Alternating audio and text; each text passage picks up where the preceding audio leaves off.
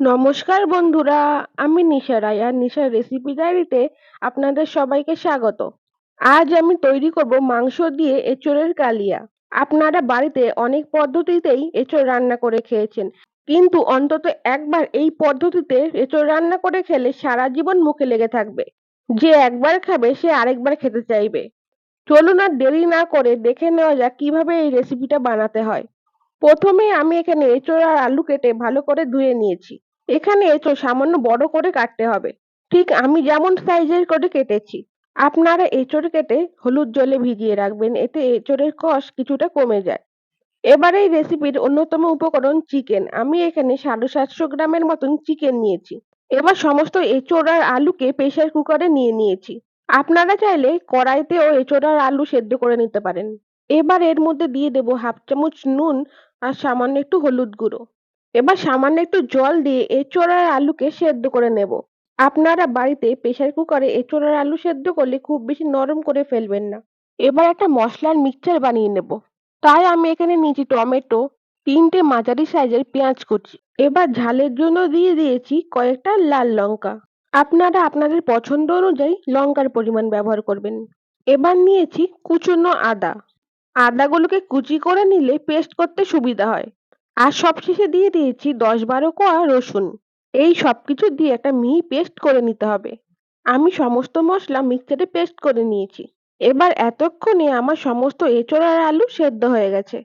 আপনারা দেখতেই পাচ্ছেন প্রত্যেকটা এঁচোড় আর আলু সেদ্ধ হয়েছে, কিন্তু একটাও ভাঙেনি। ঠিক আমার এমনটাই লাগবে। এবার ওভেনে একটা কড়াই বসিয়ে দিয়েছি। এবার এর মধ্যে দিয়ে দেব পর্যাপ্ত পরিমাণে সর্ষের তেল। আপনারা যে কোনো ধরনের রান্নার তেল ব্যবহার করতে পারেন, কিন্তু সর্ষের তেলে এঁচোড় রান্না করলে এর স্বাদ ভালো হয়।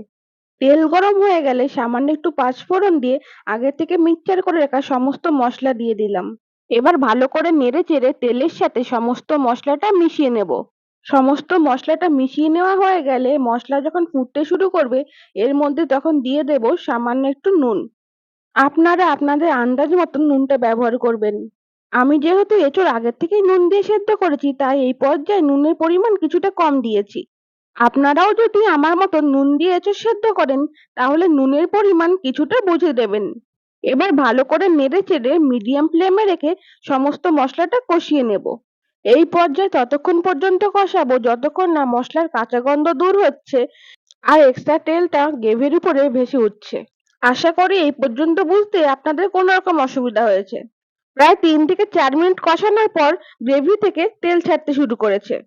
এখন এর মধ্যে কিছু শুকনো মশলা অ্যাড করব। দিয়ে দেব 1 চামচ জিরের গুঁড়ো আর দেব হাফ চামচ ধনের গুঁড়ো। সবশেষে দিয়ে দিয়েছি এখানে হাফ চামচ হলুদ গুঁড়ো। এই সকল মশলা দিয়ে ভালো করে নেড়ে চেড়ে একত্রে মিশিয়ে নেব। আজ আমি এই রেসিপিটা চিকেন দিয়ে করেছি। আপনারা চাইলে চিকেনের পরিবর্তে মটন দিয়েও করতে পারেন। মটন দিয়ে করলে এর স্বাদ আরো ভালো হয়। আমার সমস্ত মশলা কষানো হয়ে গেছে। এখন আগের থেকে ধুয়ে রাখা চিকেনগুলো দিয়ে দেব।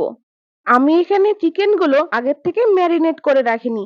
আপনারা চাইলে নুন আর লেবুর রস দিয়ে আগের থেকে ম্যারিনেট করে রাখতে পারেন। সমস্ত চিকেনগুলো দিয়ে মশলার সাথে নেড়ে চেড়ে ভালোভাবে কষিয়ে নেব। আমি এমন মাংস দিয়ে এঁচোড় রান্না ছোটবেলায় মায়ের হাতে খেয়েছিলাম, যার স্বাদ আজ পর্যন্ত আমার মুখে লেগে রয়েছে। আমার মা বরাবরই খুব সুন্দর রান্না করে। এমনকি প্রত্যেক মাই খুব সুন্দর রান্না করে। মায়েদের মতন এত সুন্দর রান্না আমরা হয়তো কখনোই করতে পারবো না। আপনার মায়ের হাতের কোন রান্নাটা আপনার সবথেকে বেশি প্রিয় আমাকে জানাতে ভুলবেন না কিন্তু। এখন বৈশাখ মাস, কিছুদিন পর এঁচোড় কাঁঠাল হয়ে যাবে। তখন আপনারা চাইলেও এইরকম দুর্দান্ত স্বাদের একটা রেসিপি খেতে পারবেন না।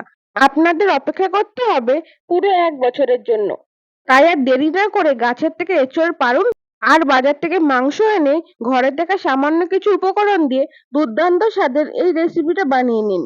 যেহেতু বাইরে এখন প্রচুর গরম, আমাদের এখানে 41-42-এর নিচে তাপমাত্রাই নামছে না, তাই আমি এই রেসিপিটা মটন দিয়ে না করে চিকেন দিয়ে করেছি। অন্য কোনো দিন আপনাদের মটন দিয়েও রান্না করে দেখাবো। আপনাদের ওখানে টেম্পারেচার এখন কত আমাকে অবশ্যই কমেন্ট করে জানাবেন। আমি এখন চিকেনগুলোকে ভালোভাবে রান্না করে নেব যতক্ষণ না চিকেনগুলো ভালোভাবে সেদ্ধ হচ্ছে। প্রায় 7 থেকে 8 মিনিট ধরে ঢাকা দিয়ে চিকেনগুলো রান্না করে নিয়েছি।